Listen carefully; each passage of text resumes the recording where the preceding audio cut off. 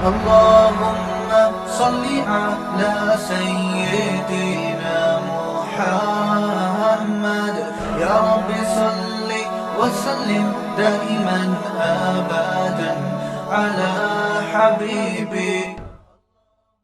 حدیث میں آتا ہے جس کو غصہ آیا ناحق غصہ جاری کر سکتا تھا، یہ سوچ کے پی گیا کہ اللہ راضی ہوگا. جیسے باپ پہ آ رہا ہے غصہ، بیوی پہ آ رہا ہے، ماں پہ آ رہا ہے، تو جاری کرنا ثواب ہے، پینا ثواب ہے؟ پینا ثواب ہے نا. تو آپ اگر غصہ پی لیں گے، بہت سے ماہر نفسیات کیا کہتے ہیں، ایکچولی جب آپ غصہ پیتے ہیں تو ایکچولی وہ ہوتا ہی ہے کہ اس سے آپ کی باڈی ایک یوں کرتی ہے، وہ یوں گھٹ جاتے ہیں وغیرہ وغیرہ. وہ تو کی ٹرم تو مجھے نہیں آتی. اسلام کہتا ہے بھاڑ میں جائے ماہر نفسیات، پی لو، اللہ آخرت میں اس کا اجر دے گا. سمجھ میں آ رہی ہے بات؟ ماہر نفسیات ایسے کہتے بھی نہیں، لیکن اگر کوئی کہہ رہا ہو، ماہر نفسیات بھی بعض دفعہ بیان سننے تو کہہ رہے ہیں یار ہماری واٹ لگاتے رہتے ہو بلا وجہ. تو وہ جو بھی کہتے رہیں، بالفرض اگر کسی کو مشورہ دے رہے ہوں کہ پینے سے ایکچولی یہ ہوتا ہے اور نکال دو تو انسان ٹھنڈا ہو جاتا ہے، پھر لوگ نکالنے کے لیے ہر آدمی کا نکالنے کا اسٹائل یہ نہیں دیکھ رہے ہوتے کہ غصہ نکالے گا یہ تو ٹھنڈا ہو جائے گا، اگلا گرم ہو جائے گا. پھر کتنے لوگوں نے اپنے ڈپریشن کے علاج میں دوسروں کو ڈپریشن کا مریض بنا دیا ہے. جیسے ایک ماہر نفسیات کی تقریر تھی، میں نے خود سنی، بڑے مشہور ڈاکٹر ہیں، نام نہیں لوں گا.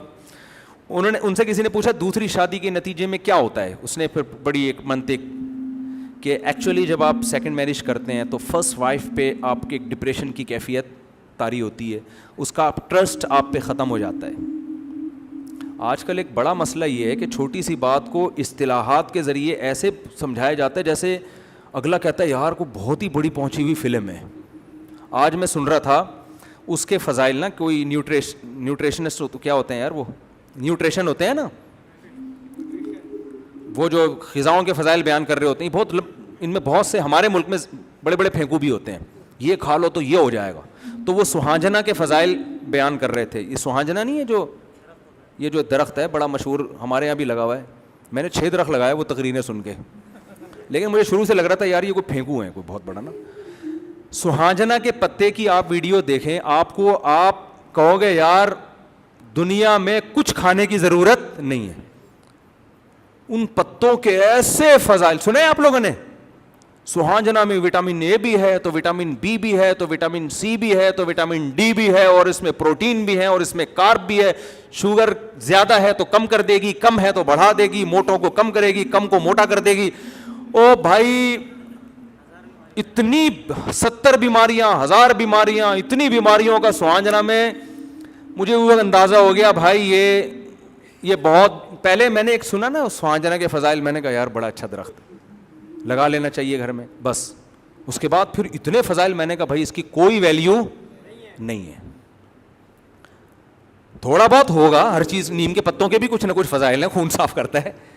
کوئی بھی یوٹیوب پہ دیکھو نا فلاں چیز بہت ہی بینیفیشل ہے، اس کے بینیفٹس بہت زیادہ ہیں، اس کا مطلب یہ جھوٹ بول رہا ہے. اللہ نے کوئی ایسی چیز نہیں بنائی. ابے صبح صبح اٹھ کے پراٹھے کھاؤ، انڈا کھاؤ، چائے پیو، آفس جاؤ، کارمینا کھا لو 2 گولی اگر وہ ہضم نہیں ہو رہا، آؤ اپنا آرام سے بھنڈی کھاؤ. یار بھنڈی کے کبھی فضائل سنے آپ نے؟ مجھے بھنڈی نہ ملے میں تو مر جاؤں. اس کا مطلب بھنڈی ایسی چیز ہے، بھنڈی کھائی تھی مفتی طارق مسعود نے بچ گئے. بھائی وہ بھنڈی کا عادی ہے یار، اس کو بھنڈی پسند ہے. ہر چیز پہ رپورٹیں بھی مل جائیں گی، ان چیزوں سے قطعاً متاثر مت ہو. پھر میرے ایک بہت بڑے ڈاکٹر سے رابطہ ہوا، میں نے کہا یہ کیا ہے سہانجنا ایسا ہے، اس کو سونے کے پتے ہیں کیا یہ؟ انہوں نے کہا بھائی اتنی بڑی کچھ بھی نہیں ہے، یہ ہے تھوڑے بہت فائدہ ہے، اچھی چیز ہے، اتنا نہیں ہے جتنا لوگوں نے بنا لیا ہے. انجیر کے فائدے پڑھنا شروع کرو، آدمی سب کچھ گھر سے بچے پھینک دیتا ہے گھر سے باہر، یار نکالو اس کو، انجیر آ گھر میں. حقیقت ہے یار، سب کچھ نکلے گھر میں، صرف انجیر کا پودا ہوگا. ہر چیز ایک لمٹ ہے بھائی. انسان ہے، اللہ نے بڑی باڈی میں لچک رکھی ہوئی ہے، اور آپ کی باڈی کو جو ضرورت ہوتی ہے نا پراٹھوں سے بھی وہ نکال لے گی، وہ سمجھ رہے ہیں نا، باقی سب اس نے ویسی ویسٹیج بنا کے نکال دینا ہے. اتنا نہیں ان چیزوں کو مسلط. صحت کا تو بہت خیال کرنا چاہیے، لیکن یہ جو یوٹیوبرز ہیں نا، یہ ملے گا آپ کو، یہ ملے گا، جب 70 بیماریوں کی شفا نہیں ہوگی. 2-3 کا کہہ دیا تو ٹھیک ہے تھوڑا بہت، پھر بھی ڈاکٹر کو بتا دو کہ حضرت 2-3 ہیں، کہے گا کھا لو ٹرائی کرنے میں، 500 روپے میں اگر حور کا آپشن مل رہا ہے آپ کو ٹھیک ہے نا، ٹرائی کر لیتے ہیں شاید مل جائے. کیا خیال ہے؟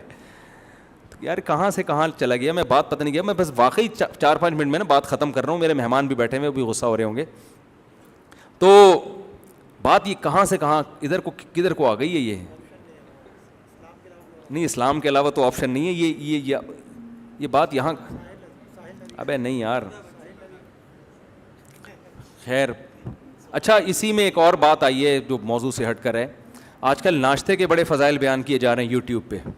ایک صاحب نے بھی، آج میں نے کلپ دیکھا کہ 80% ہمارے ملک میں لوگ ناشتہ نہیں کرتے، ناشتہ ہماری باڈی کے لیے اتنا ضروری. میں نے نیچے کمنٹ کر دیے، میں نے کہا بات ہی جھوٹ سے شروع کی ہے.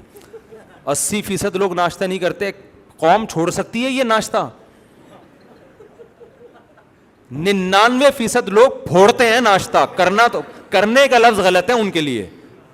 ہماری قوم میں اتنے نیک لوگ کہ 80% صبح ایسے ہی بھوکے چلے جائیں. بھائی ہماری قوم ذرا سا بھی بھوک برداشت کرنے کی صلاحیت نہیں ہے. میں نے کہا یہ شروع سے ہی ناشتے کے فضائل شروع کیے نا، ناشتہ بہت ضروری. ہمارے پاس اسلام ہے. ہمارے نبی صلی اللہ علیہ وسلم 2 ٹائم کا کھانا کھاتے تھے، ظہر کا کھانا 11 بجے اور مغرب کے بعد. اس کے علاوہ تو کوئی، وہ ناشتے کا لفظ عربی میں، قدیم عربی میں نہیں ہے، جدید میں ہے. یہ ناشتہ انگریزوں کے آنے کے بعد متعارف ہوا ہے ہندوستان میں. اب اس کی دلیل یہ دیتے ہیں 7-8 گھنٹے جب آپ بھوکے رہتے ہو تو پھر کچھ تو پیٹ میں جانا چاہیے، ایسیڈیٹی بڑھ جاتی ہے. آدمی ایک دم جوش میں آتا ہے. واقعی 7-8 گھنٹے، اف، خدا کا بنایا ہوا ایک نظام ہے. دیکھو نیچر کا کبھی مقابلہ مت کرو، چاہے ڈاکٹر کیسی باتیں کر رہا ہو، نیچر گڑبڑ نہیں کرتی. جب آپ کی باڈی کو خوراک کی ضرورت ہوتی ہے، خدا کی قسم ڈاکٹر نہیں بتائے گا، آپ کی نیچر بتائے گی آپ کو کھانا کتنا کھانا ہے اور کب کھانا ہے. یہ ڈاکٹروں کا فیلڈ نہیں ہے، یہ آپ کی باڈی خود بتائے گی. بھوک لگے گی تو کھا لو، نہیں لگے. صبح آپ اٹھے شدید بھوک لگ رہی ہے، ساری دنیا کے ڈاکٹر کا ناشتہ نہیں کرنا چاہیے. آپ بولے بھاڑ میں جائے، مجھے بھوک لگ رہی ہے، میں کروں گا ناشتہ. اور صبح آپ اٹھے بھوک نہیں لگ رہی آپ کو، آپ کی باڈی میں انرجی ہے، ہوتی ہے عام طور پہ صبح باڈی میں انرجی. پھر ساری دنیا کے ڈاکٹروں کی رپورٹ ہو رہی ہے کہ ناشتہ ضروری ہے. آپ بولے رپورٹ اپنے پاس رکھو، میں ناشتہ، کیونکہ بغیر بھوک کے کھانا، یہ اس کا مطلب باڈی دھوکہ دے رہی ہے آپ کو. باڈی دھوکہ نہیں دیتی آپ کو. میں عموماً تو نہیں، جب بھی فجر کی نماز کے بعد جاگنگ کرتا ہوں. ہمیں تو بھوک، اگر آپ کے انرجی لیول واقعی اتنا گرا ہوا ہے کہ 7-8 گھنٹے، تو صبح تو آپ کو جاگنگ کر ہی نہیں سکتے آپ کچھ کھائی پی. ہم تو صبح سب سے زیادہ ایکٹیو ہوتا ہے آدمی. بعض ڈاکٹروں کی یہ تحقیق ہے کہ صبح کے وقت قدرتی طور پر آپ کا شوگر لیول ہائی ہوتا ہے. یہ خدا کا بنایا ہوا ایک نظام ہے. اگر آپ پراٹھے پھوڑ دیں نا، میں بھی مشورے پراٹھے کو دے رہا ہوں تو غلط دے رہا ہوتا ہوں، نہیں کھانے چاہیے پراٹھے، تو آپ کا وہ شوگر لیول اور زیادہ کیا ہو جائے گا، ہائی ہو جائے گا. تو آپ جب صبح اٹھتے ہیں، آپ جاگنگ کر کے دیکھیں، واکنگ کر کے دیکھیں، آپ کو بھوک نہیں لگتی. 11-12 بجے طبیعت سے بھوک چمکنا شروع ہو جاتی، اس وقت کھاؤ آپ. تو ناشتہ کریں، میں بھی کرتا ہوں، لیکن اس کے فضائل لوگوں کے سامنے مت سنائیں. ہم تو عادی ہو گئے اس لیے پھوڑ پھاڑ رہے ہیں کہ چلو پھر اب جب صحت کے نقصان دے تو کیوں کر رہے ہیں. اب بھائی صحت ایک حد تک ہمیں فکر ہے صحت کی. وہی ہے کہ جیسے چائنا والے گرم پانی پیتے ہیں کہ ٹھنڈے پانی سے صحت خراب ہوتی ہے، ہم ان کو مشورہ دیتے ہیں ٹھنڈے پانی پی کے مر جانا یہ گرم پانی پی کے زندہ رہنے سے بہتر ہے. ایسی زندگی جس میں ٹھنڈا پانی نہ پیو، بیٹھ کے کیا کرنا ہے یار. تو ہم بھی کہتے ہیں یار پراٹھے کھاتے کھاتے چلے ہیں، اللہ بچائے سب کو خیر صحت کا. تو یہ سب سے پہلے آپ کی نیچر آپ کو بتائے گی. اب جلدی سے سچی مچی میں 2 منٹ میں سمیٹ رہا ہوں، ان کو بھی بہت غصہ آ رہا ہے. سچی مچی کہ جو بات چل رہی تھی پہلے مجھے وہ بتا دیں تاکہ میں بیان کو سمیٹ کے ختم کروں. ہاں، تو میں اس کر رہا تھا کہ اسلام اصل میں آپشن نہیں دیتا. تو اب اسلام کے ہمیں سچا ہونے کا اگر یقین ہے تو ہم پھر مانیں گے یار جہنم کی وعیدیں بھی صحیح ہیں اور حوروں کی باتیں بھی صحیح ہیں. تو اسلام کہتا ہے غصہ کے کڑوا گھونٹ آپ نے پی لیا، یزوجہ من الحور العین ما یشاء. اللہ تعالیٰ، اللہ کے نبی نے فرمایا، بخاری مسلم کی حدیث، جو غصہ جاری کر سکتا تھا اللہ کی خاطر پی جائے، اللہ قیامت کے دن ایک خوبصورت حور اس کے سامنے لائیں گے اور مخلوق کے سامنے اس کا نکاح اس سے پڑھائیں گے. لبرل لوگ تو مذاق اڑاتے ہیں، ہم کہتے ہیں ان تسخروا منا فانا نسخر منکم. جیسے نوح علیہ السلام کی کشتی کا مذاق اڑایا جا رہا تھا کہ بارش ہے نہیں اور آپ کشتی بنا رہے ہیں، تو نوح علیہ السلام نے کہا تم ہمارا مذاق اڑا لو، تھوڑی دیر میں ہم تمہارا مذاق اڑائیں گے. ہم کہیں گے بھائی اگر یہ اللہ کے وعدے سچے ہیں اور اللہ نے واقعی حور کا انتظام کر دیا تو ہم تم پر ہنسیں گے کہ تمہیں کس کے وعدوں پہ یقین نہیں تھا، اللہ کے وعدے. اور یہ جو لبرل لوگ ہوتے ہیں نا، کہتے ہیں یہ حوروں کی لالچ قرآن کیوں دیتا ہے؟ اس لیے قرآن انسان کی مرد کی نیچر کو جانتا ہے کہ جتنا یہ 4 شادیوں پہ بیان سن کے خوش ہوتے ہیں اتنا کسی اور چیز پہ یہ خوش نہیں. یہ نیچر ہے. اسلام نے وہی بات کی ہے جو انسان کی نیچر ہے, جو آپ کے لیے واقعی تحفہ ہے. اگر اللہ تعالیٰ کہتے ہیں جو غصے کے کڑوے گھونٹ کو پیے گا قیامت کے دن اس کو میں سی اے کی ڈگری دے دوں گا, تو میں نے کیا کرنا ہے بھائی قیامت کے دن اس ڈگری کا, یا اس کو یہ مل جائے گا. بھائی یہ جو ڈگریاں حاصل کر رہے ہیں لوگ پیسے کے لیے, اور پیسے کے بعد لذتوں کی خواہش مند ہے نا, تو اللہ کہہ رہے ہیں حرام لذتیں چھوڑ دو, حلال لذتوں کا قیامت کے دن تمہارے لیے انتظام ہو جائے گا. تو ہمیں تو بڑی خوشی ہوگی بھائی اگر ہم غصہ پی لیں اور اللہ کسی حور سے ہماری شادی کرا دے, ہمیں تو بڑی خوشی ہوگی, اور ہم اس خوشی کا اظہار کرنے میں ہمیں کوئی ذلت محسوس نہیں ہوتی, کیونکہ منافق ہے وہ آدمی دل میں کچھ اور ہو زبان پہ کچھ اور ہو. اور خوشی ان کمبختوں کو ہم سے زیادہ ہوتی ہے کیونکہ یہ ٹھرکی زیادہ ہوتے ہیں. یہ اس کی علامت ہے کہ یہ زنا کرتے ہیں. یہ نائٹ کلبوں میں کیوں, تم لڑکیوں کے لیے اگر ان نائٹ کلبوں سے لڑکیوں کو بھگا دی, وسیم بھائی ستار بھائی کو لا کے بٹھا دو نائٹ کلبوں میں, وہ جائیں گے یہ لبرل لوگ نائٹ کلب میں. ایک صاحب میرے پاس ہے کہ علماء اسلامی فلمیں کیوں نہیں بناتے, جامع ترشید والوں کو چاہیے اسلامی فلمیں بنائیں. میں نے کہا اسلامی فلمیں چلیں گی نہیں مارکیٹ میں, یا تو ایک ہسٹری ہوتی ہے نا تاریخی, کہہ رہے نہیں اسلامی. میں نے کہا اسلامی فلم میں کیا ہیروئن کو دوپٹہ پہنائیں گے, اس میں ہم برقع پہنائیں گے اور تمیز سے وہ چلے گی, تو کون دیکھے گا اس کو, کیا خیال ہے بھائی. تو یہ جتنے لبرل لوگ ہیں نا, ایک دفعہ میں نے ایک شاگرد سے پوچھا, وہ ہمارا ایک شاگرد تھا لیاری کا, بڑا ہوشیار. میں نے کہا فرض کر لو اسلامی فلمیں بننا شروع ہو گئی, تو ذرا اسلامی نام بتاؤ فلموں کے. اس نے کہا استاد جی پہلی فلم آئے گی ہم زکوٰۃ دے چکے صنم. اس نے کہا فلم آئے گی ہم زکوٰۃ دے چکے صنم. دوسری فلم آئے گی جہاد تو ہونا ہی تھا. میں نے کہا, اور پھر مذاق کی محفل تھی, ہم نے کہا اچھا اگر متحدہ, اس وقت متحدہ کا بڑا زور تھا نا MQM کا, میں نے کہا MQM والے فلم بنائے, اس کا نام, اس نے کہا فلم آئے گی 90 سے 90 تک. طلبہ بڑے ہوشیار ہوتے ہیں. جب اس نے کہا نا فلم آئے گی ہم زکوٰۃ دے چکے صنم, وہ بھائی جو لوگ ہنسے, لیاری کا تھا, بلوچ نہیں ہوتے لیاری کے گھونگریالے بال والے, بڑا ہوشیار طالب علم تھا. خیر, تو بات اصل میں یہ ہے, جو آخری بات, کہ ہمیں اسلام کے برحق ہونے کا یقین بہت ہے. وجہ اس کی ہے کہ جیسے صحابہ نے بہت زیادہ دلائل دیکھے تھے نا نبی کے سچے ہونے کے, آپ کہہ سکتے ہیں ہم نے تو وہ دلائل دیکھے نہیں, ہم نے اس سے زیادہ دیکھ لی ہیں. ہم نے کچھ وہ مزید دلائل دیکھ لی ہیں جو صحابہ نے نہیں دیکھے تھے. قرآن نے کہا سنوریہم آیاتنا فی الآفاق, ہم اسلام کے برحق ہونے کی نشانیاں سنوریہم دکھاتے رہیں گے. جتنی نشانیاں آج یہ لوگ دیکھ رہے ہیں نا, قرب قیامت جیسے جیسے قیامت قریب آتی رہے گی, ہم یہ نشانیوں پہ نشانیاں مزید ان کو دکھاتے رہیں گے. کچھ نشانیاں اسلام کی ایسی ہیں برحق ہونے کی جو صحابہ نے نہیں دیکھی تھی, وہ آج ہم اپنی آنکھوں سے دیکھ رہے ہیں. آپ کہہ سکتے ہیں مفتی صاحب وہ کون سی نشانی ہے بھائی, آپ نے کوئی پہاڑ کو سے اونٹنی نکلتے ہوئے دیکھ لی ہے کیا ہے بھائی, یا آپ نے کسی سمندر کو 2 ٹکڑے ہوتے ہوئے دیکھ لیا ہے. بہت ساری نشانیاں ہیں, سرے 2 نشانیاں تو میں آپ کو بتاتا ہوں. ایک نشانی وہ جس کا کوئی سائنسی لاجک نہیں بنتی, جس کو معجزے سے تعبیر کیا جاتا ہے, اور ایک نشانی وہ جس کا نبی کی تعلیمات سے تعلق ہے. ایک شخص جو امتی ہو, نہ لکھنا جانتے ہو نہ پڑھنا جانتے ہو, انہوں نے جو سسٹم بنا کے دیا نا انسانیت کی نجات کا, خدا کی قسم آپ جتنے سسٹم آج پڑھ لو, کوئی سسٹم اسلامی نظام کے مقابلے میں کھڑے ہونے کے لیے تیار نہیں ہے. 2 اور 2 4 کی طرح اسلام کی برتری ہر حکم پہ واضح ہو رہی ہوتی ہے. وراثت کا نظام, نکاح طلاق کا نظام, سزاؤں کا نظام, اچھائی اور برائی کی جو ڈیفینیشن اسلام کرتا ہے, ایک ایک چیز. آپ اسلام کے علاوہ اگر کسی اور چیز کو فالو کرتے ہو, قیامت تک آپ اچھائی کی ڈیفینیشن ہی بیان نہیں کر سکتے کہ اچھے کی ڈیفینیشن کیا ہے. سمجھ میں آ رہی ہے بات؟ اچھائی کی ڈیفینیشن کیا ہے؟ ساری دنیا کے سارے ماہرین مل کے بیٹھ جائے نا کہ ہم اچھا بننا چاہتے ہیں, سب سے پہلے سوال ہوگا اچھے کی ڈیفینیشن کیا ہے. کوئی 2 آدمی بھی متفق نہیں ہو سکیں گے کہ اٹ از کالڈ اچھا. تو ایسے کلچر کو فالو کرنا جس میں آج تک اچھے کا پتہ ہی نہیں کہ اچھا کہتے کس کو ہیں, تو میں وہاں جا کے سر کیوں ماروں اپنا جا کے بھائی. اور جن لوگوں نے جن مذہبوں نے اچھے کو ڈیفائن کیا کہ اٹ از کالڈ اچھا, تو وہ ڈیفینیشن سے پتا چلتا ہے کہ جو سب سے گندا تھا اٹ از کالڈ اچھا. آپ میلے کو کہہ رہے ہو صاف, اور صاف کو کہہ رہے ہو میلا. جس کے منہ سے بدبو آ رہی ہے, اسمیل آ رہی ہے, کہتے ہیں نیٹ کلین کی ڈیفینیشن یہ ہے.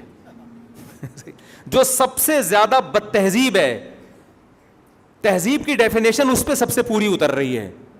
یہ تو ایک الگ ٹاپک ہے, اس پر میں کئی بار بیان کر چکا ہوں کہ کتنا ہے ہی نہیں بھائی, اسلام کے علاوہ کوئی آپشن ہی نہیں ہے. آپ پیغمبر کا وراثت کا نظام اٹھا کے دیکھ لو یار, آج تک امریکہ ایسا قانون نہیں وضع کر سکا کہ مرنے کے بعد کس کو کتنا حصہ ملنا چاہیے. ان کے ہاں کیا لا ہے بھائی, جس کو دے دو تو جس کو تو کتے کو دے دو. پھر آپ یہ قانون ہے, اس کو لا کہتے ہیں یار. انسان کی وراثت کس کو مل رہی ہے؟ بیٹے کو نہیں مل رہی, بیوی کو نہیں مل رہی, کس کو مل رہی ہے؟ کتے کو. یار یہ کوئی قانون ہے؟ یہ مجھے بتاؤ. شراب لیگل ہے, یہ کوئی قانون ہے؟ شراب پینے والا برا ہی نہیں ہے اس سوسائٹی میں. اگر برا ہوتا تو الیگل ہوتی نا بھائی, برائی تو الیگل ہوتی. شراب بری نہیں ہے, زنا برا نہیں ہے, ہومو سیکسولیٹی بری نہیں ہے. وسیم سے شادی کر رہا ہے, ستار غفار سے شادی کر رہا ہے. یعنی آپ جوان ہوئے, آپ کے ابا آپ کے لیے بہو تلاش کر رہے ہیں, تو پوچھ رہے ہیں کہ میل بہو چاہیے, بہو لاؤں یا فیمیل؟ بیٹا تم کس میں دلچسپی رکھتے ہو؟ یہ ہو جائے گا ابھی 40-50 سال کے بعد. ابھی تو تھوڑا وہاں بھی احتجاج ہو رہا ہے, ورنہ 40-50 سال میں ابھی تو ہم اس کو رو رہے ہیں کہ ابا ہی نہیں ہوتے. ٹھیک ہے نا, اگلی دفعہ اس سے بڑا مسئلہ کھڑا ہونے والا ہے کہ ابا نہیں ہوتے, کوئی مسئلہ نہیں ہے, اماں ہوتی ہیں. لیکن وہ اماں بیٹے سے پوچھ رہی ہوتی ہیں, بیٹا آج تیرے رشتے والے آ رہے ہیں لیکن وہ فیمیل ہیں. بیٹا کہتے ہیں نہیں, میں جو میرے رشتے, آپ کی جو بہو آئے گی وہ میل ہوگی. پھر اماں پوچھ رہی ہوں گی, بیٹا وہ جب میری بہو میل ہوگی تو مجھے کیا پتہ چلے گا کہ وہ میری بہو ہے یا تو اپنے سسر کی بہو ہے؟ داماد کون ہوگا اس میں, بہو کون ہوگی, کو پتہ چلے گا؟ عجیب سی چیزیں یار. یہ تو گدھے گھوڑے والا کام ہو گیا کہ نہیں ہو گیا؟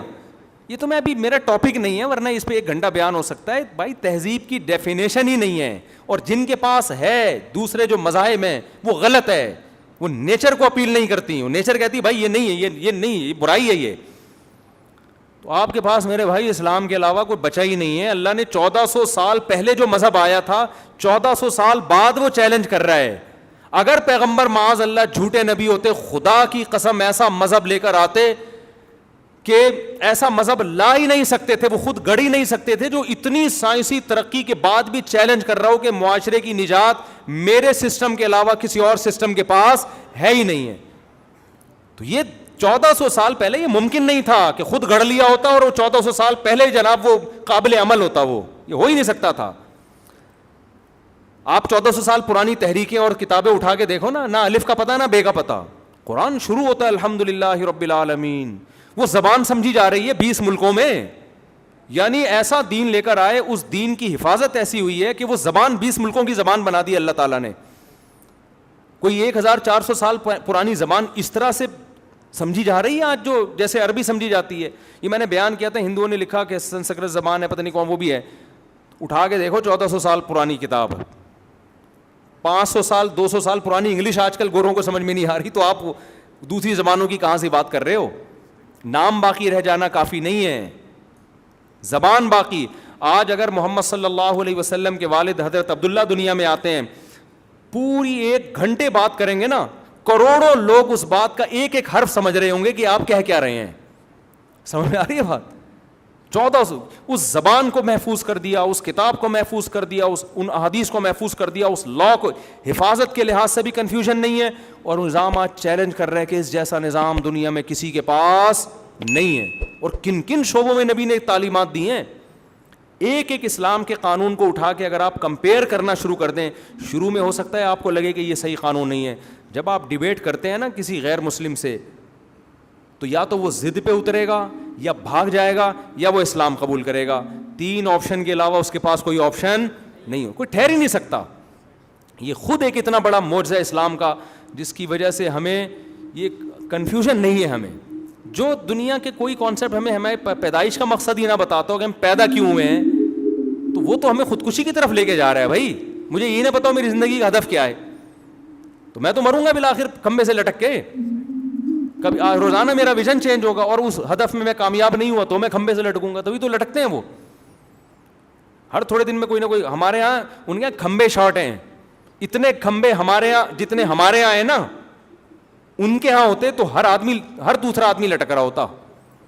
ہمارے ہاں کھمبے بھی ہول سیل کے حساب سے, ان میں کرنٹ بھی. میں لوگوں سے اکثر کہتا ہوں, کوئی گورا اگر کھمبے کے پاس جائے نا خودکشی کرنے کے لیے, آسان نہیں ہے, وہاں کھمبوں میں کرنٹ نہیں ہوتا. ہمارے ہاں آپ عید ملنے کے لیے کھمبے کے پاس گئے, محبت سے آپ نے کھمبے کو پکڑا, آپ کھمبے کو چھوڑ دو گے, کھمبا آپ کو نہیں چھوڑے گا. کتنے لوگ ایسے ہیں وہ خودکشی کے لیے نہیں گئے, وہ ویسے ہی کسی دوست سے ملنے کے لیے گئے, کھمبے پہ ٹیک لگا کے کھڑے ہوئے, کھمبے کو اتنی خوشی ہوئی, کھمبے نے کہا تیرا دوست تجھے ملے نہ ملے, میں تجھے اب موت تک کبھی بھی نہیں چھوڑوں گا. سمجھ رہے ہو, یہ بہت زیادہ بیان ہو گیا لمبا. تو مقصد میرا یہ ہے کہ بھائی ہمیں اسلام کے بارے میں کوئی کنفیوژن الحمدللہ نہیں ہے, تو ہم آپ کو وہ کہیں گے جو اسلام کہتا ہے. تو اسلام ربیع الاول, جو اصل میں بیان تو میرا ربیع الاول پہ ہونا تھا, سارا ادھر نکل گیا. تو اسلام مجھے اجازت نہیں دیتا کہ میں 4 شادیوں کی بات نہ کروں. میں آپ کو کہوں ایک ہی رکھو اس زمانے میں نا. اسلام کہتا ہے 1400 سال کے لیے آیا ہوں, اور خواتین کے جو مسائل ہیں ان کا حل 4 شادیوں میں ہے. تو وہ آپ کو اچھا لگے یا نہ لگے, اب تو پھر بھی اچھا لگ رہا ہے, پہلے تو بالکل بھی اچھا نہیں لگتا تھا, تو وہ مجھے کرنی پڑے گی معذرت کے ساتھ. آپ کو اس سے لوگ کہتے ہیں جب مفتی صاحب جو ہے نا اپنے بہنوئیوں کو, اپنے دامادوں کو بولیں بھائی ہمارا بیان ساری دنیا سن رہی ہے, اب میں اس کے گھر جا کے بولوں کہ تو بھی کر لے, یہ نہیں ہوتا, یہ نہیں ہوتا. ساری دنیا ہمارے بیان سن رہی ہے, ہمارے بہنوئی سننے کرنا ہے کر لے بھائی. مجھے ایک دن آئے میرے بہنوئی, مجھے کہنے لگے میں بھی شادی کرنا چاہتا ہوں. میں نے کہا بھائی آپ ساری دنیا کر رہی ہے, آپ مجھ سے کیوں پوچھ رہے ہو. دیکھو یہ بھی ایک اصولی بات ہے. نبی صلی اللہ علیہ وسلم نے ایک بہن کے ہوتے ہوئے دوسری بہن سے نکاح سے منع کیا, لِأَنَّكُمْ تَقْطَعُونَ بِهِ أَرْحَامَكُمْ, فرمایا اس سے رشتہ داری ٹوٹے گی, اس سے رشتہ داری کیا ہوگی, ٹوٹے گی. بہن کی محبت سوکن میں چینج. اسی وجہ سے اسلام میں یہ نہیں ہے کہ سسر اپنے داماد کو کہے کہ آپ نے دوسری شادی کرنی ہے, اس سے بیٹی اور باپ کا رشتہ کیا ہوگا, خراب. بیٹی کہے گی میرے باپ نے میرے شوہر کو ورغلایا. اسی طرح بندہ اپنے بہنوئی سے کہے آپ میں سے کوئی آپ دوسری شادی کریں, یہ غلط ہے. سمجھ میں آ رہی ہے بات. اس سے کیا ہوگا, آپ کے اپنی بہن سے تعلقات کیا ہوں گے, خراب. تو اسلام کوئی ایسی چیز کی آپ کو اجازت نہیں دیتا جو قطع رحمی کا سبب بنے. ہر چیز کو الٹا سمجھ رہے ہوتے ہیں لوگ. ایک صاحب نے کہا مجھے کہ جب اس کی اپنی بیٹیاں ہوں گی, بڑی ہوں گی نا, پھر دیکھتے ہیں کیسے اپنے داماد کی. مجھے 10 سال پہلے کسی نے تانا دیا, پھر دیکھتے ہیں کیسے اپنے داماد کی کرائے گا. میں نے کہا ابھی میری بیٹیاں نہیں ہوئی ہیں, لیکن پہلے سے بتا دوں میں نہیں کراؤں گا. کہنے یہ کیا بات ہے, دوسروں کے لیے حکم کچھ اور. میں نے کہا سب کے لیے ایک ہی حکم ہے, اور وہ مجھ سے پوچھے کیوں. صحیح ہے نا, وہ کیوں پوچھ رہا ہے. کوئی اپنے سسر سے پوچھ کے دوسری شادی کرتے ہیں, انکل ایکچولی میں ایک اور کرنا چاہتا ہوں, آپ کی کیا رائے. وہ تھپڑ لگائے گا کھینچ کے. کیا یہ ایسے ہے جیسے بکرے, شریعت نے ہمیں حکم دیا نا قربانی میں بکرا ذبح کرو. بکرے کو تھوڑی کہا کہ تم آ کے لیٹ جاؤ نیچے, آپ کریں, اس کا کام ہے وہ ٹانگیں چلائے. تو آپ کریں بیوی پہ, دوسری بیوی کا کام ہے وہ شور مچائے, وہ مچائے گی, یہ اس کی نیچر ہے, کیونکہ اس کے لیے کوئی اچھا کام نہیں ہو رہا. آپ کر رہے ہیں شادی, اس کی تھوڑی ہو رہی ہے. لوگ کہتے ہیں میری دوسری بیوی پہلی بیوی کو دلہن بنائے. کیوں بنایا بھائی, تیری اس کو تو غم, اس کی محبت کا تقاضا ہے کہ وہ غم زدہ ہو. جتنا روئے گی اس کا مطلب واقعی آپ سے محبت کرتی ہے وہ. تو آپ نے ایک بڑے فائدے کی خاطر چھوٹے نقصان کو برداشت کرنا ہے کہ یار دوسری بھی عورتیں ہیں, بہت ساری خواتین ہیں, ان بیچاریوں کو کیا ہوگا. وہ جو میں بتا رہا تھا نا, ماہر نفسیات نے کہا, وہ ساری بات وہاں سے چینج ہو گئی تھی کہ وہ دوسری شادی سے ایکچولی یہ ہوتا ہے. ایکچولی وہ میں اس پہ خربوزے پہ بتا رہا تھا, خربوزے کے فضائل میں نا اتنی خاتون نے پوری رپورٹ پیش کی اپنی, کہ آدمی کہتا ہے پتہ نہیں خربوزے میں کیا ہے. تو وہ انگلش میں نا بڑا ادھر ادھر, کچھ بھی نہیں ہے, خربوزہ کھاؤ ختم ہو جاتا ہے خربوزہ تھوڑی دیر میں پیٹ میں جا کے, تھوڑا بہت پیٹ کی تیزابیت وغیرہ کم ہو جاتی ہوگی. تو خیر وہ نفسیاتی ڈاکٹر کہنے لگے ایکچولی اس سے پہلی بیوی کو یہ نقصان, تو فلانا نقصان, ڈپریشن میں, اور پھر ایکچولی آپ کا ٹرس ختم ہو جاتا ہے.